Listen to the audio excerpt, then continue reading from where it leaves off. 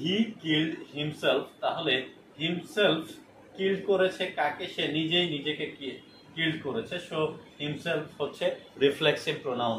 Himself, myself, দে self, themself, yourself সব কিছুই হচ্ছে রিফ্লেক্সিভ প্রোনাউন।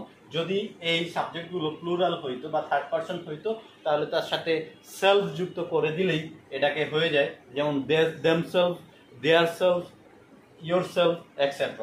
একইভাবে ইফ ইউ ডু দিস, তুমি যদি এটা করো, ইউ উইল হার্ট yourself, তুমি তোমাকেই হার্ট করবে। সো yourself হচ্ছে রিফ্লেক্সিভ প্রোনাউন।